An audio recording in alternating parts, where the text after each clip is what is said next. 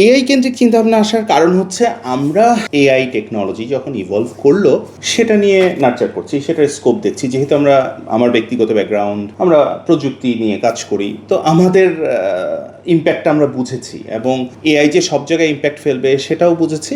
এবং সেখান থেকে এআই যেই জায়গায় অনেক বেশি এগিয়ে যাচ্ছে ওই জায়গাগুলো আমরা এক্সপ্লোর করে দেখছি যে স্কোপটা কি আছে। সো আমাদের চিন্তাভাবনা কখনোই মানুষ বনাম এআই না, আমাদের চিন্তাভাবনা হচ্ছে একটা প্রযুক্তি এসছে, সেই প্রযুক্তির ব্যবহারটা যদি আমি শিখি, জানি, বুঝি, সেই প্রযুক্তি দিয়ে যেটা করণীয় সেটা করা যাবে। ব্যাপারটা এরকম। পহেলা বৈশাখের চিরাচরিত সুরটা আসলে ম্যান টু ম্যান ভ্যারি করছে, কারো এরকম কারো ওরকম, বাট পহেলা বৈশাখের একটা ভাইব আছে, একটা নতুনের শুরু, পুরনোকে পিছনে ফেলে আবার নতুন করে সংকল্প করে এগিয়ে যাওয়ার শুরু, আবার কাছাকাছি আসার চেষ্টা, এর প্রত্যেকটা ভাইবই আমাদের গানে আছে বলে মনে করি। এআই এর প্রচুর টুল আছে এবং বলা যায় প্রতি সপ্তাহেই উল্লেখ করার মতো পরিবর্তন আসছে এআই এর সব ক্ষেত্রেই।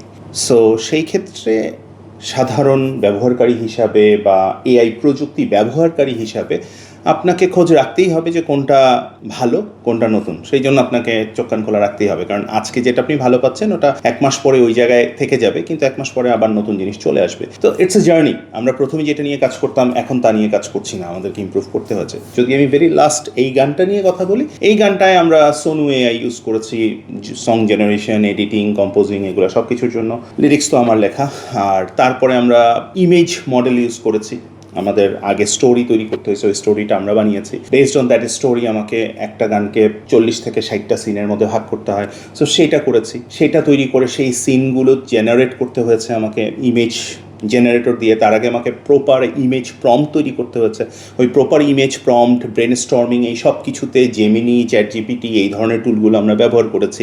অ্যান্ড দেন ওই প্রম্পটগুলো যখন রেডি হয়েছে, সেই প্রম্পটগুলো আমরা গুগলের nano banana pro, nano banana 2, Midjourney, তারপর আরও অনেক মডেল আছে, দেয়ার লট অফ মডেলস, বাট মূলত এই গানে এই মডেলগুলো ব্যবহার করে ইমেজগুলো তৈরি করা হয়েছে। অবশ্যই কনসিস্টেন্ট ক্যারেক্টার কনসিস্টেন্সি একটা ইস্যু, সো সেটা যেই মডেল ভালো পেরেছে আমাদের সেটাই ইউজ করতে হচ্ছে, যেহেতু আমাদের গানের মধ্যে কিছু ক্যারেক্টার কনসিস্টেন্ট, সো ওইটা ওইভাবে মেনটেন করতে হয়েছে।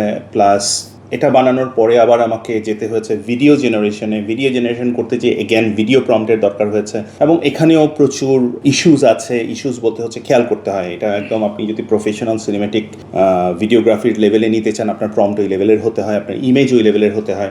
দেন ওই প্রম্পটগুলো আমাকে তৈরি করতে হচ্ছে। এগেন প্রতি ক্ষেত্রে ব্রেন স্টর্মিং এবং কাজ করানোর ক্ষেত্রে আমাদের জেমিনি, চ্যাট জিপিটি, এই ধরনের মডেলগুলো রেগুলার ইউজ হচ্ছে। দেন ফাইনালি আবার যে ভিডিও প্রোডাকশনে আমরা এই গানের জন্য ক্লিং 3.0 আর আপনার 2.6, 7টা একটু স্লো, সো 2.6, এই দুইটা ভিডিও মডেল সবচেয়ে বেশি ইউজ হয়েছে। আমরা এটাতে VO3 ব্যবহার করিনি, বাট যেই মডেলগুলোর নাম বললাম এগুলো এখন রানিং সবচেয়ে ভালো মডেল আপাতত।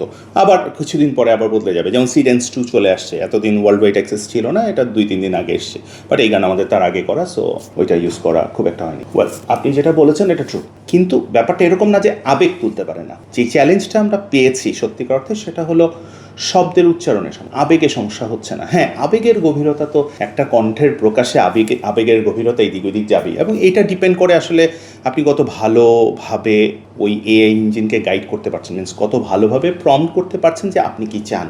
এবং তারপরের স্কিলটা হচ্ছে যদি আপনি স্পেসিফিক অডিও এআই ইউজ করার ক্ষেত্রে চিন্তা করেন, ইন দ্যাট কেস আপনি ওই টুলটা কত ভালো ইউজ করতে পারেন এবং পরবর্তী ইটারেশন বা পরবর্তী সেগমেন্ট ইমপ্রুভমেন্ট, এটা আপনি কতটুকু স্কিলড, এটার উপর ডিপেন্ড করবে। আপনি একটা ফ্ল্যাট জিনিসকে কিন্তু অনেক উপরে নিয়ে যেতে পারবেন আস্তে আস্তে কাজ করতে করতে, এইটা একটা বিষয়। আর চ্যালেঞ্জটা থেকে যায় উচ্চারণে। আমাদের সোফার আই আন্ডারস্ট্যান্ড আমাদের বাংলা দুটা মিক্স হয়ে আছে, একটা কলকাতার বাংলা, একটা আমাদের বাংলা। সো এই দুটা মিক্সের কারণে উচ্চারণে যে গ্যাপটা আছে, কখনো কখনো গানে দুইটা একসাথে চলে আসতেছে। আমরা যেহেতু বাংলাদেশের জন্য মূলত গান করছি, সো আমাদের উচ্চারণটা আমরা অবশ্যই বাংলাদেশের বাংলা ভাষায় যেটা হয় সেটার দিকে ফোকাস করি। তো ওই উচ্চারণগুলো প্রবলেম হয়, অবশ্যই প্রবলেম হয়, সেটা আমাদেরকে আবার ম্যানুয়ালি যে ঠিক করতে হয়। কীভাবে ঠিক করতে হয় এটারও একটা প্রক্রিয়া আছে। সোনু স্টুডিও ইউজ করছি, ওইটার ভিতরে আরও কিছু মানে স্কোপ আছে, ওগুলোকে রিজেনারেট করছি, স্পেসিফিক সেকশনকে রিজেনারেট করছি, এভাবে করে এটাকে ঠিক করতে হচ্ছে। তবে হ্যাঁ, মডেলগুলো রেগুলার আপডেট হচ্ছে। প্রতিনিয়ত এআই মডেলগুলো রেগুলার আপডেট হচ্ছে, তো সোনুরটাও হচ্ছে। ও যত লেটেস্ট মডেল দিচ্ছে আমরা দেখছি যে এই সমস্যাগুলো ওভারকাম হচ্ছে আরও বেশি। তো আবেগ প্রকাশ করতে পারে না, এই জায়গাটা মোটেও প্রযোজ্য না এখনকার স্ট্যান্ডার্ডে। বাট গানের মধ্যে কি চ্যালেঞ্জ থাকে না? অবশ্যই থাকে, সেটা ওভারকাম করার ওয়েও আছে। আপনি যত এফোর্ট দিবেন এটা তত ভালো হবে।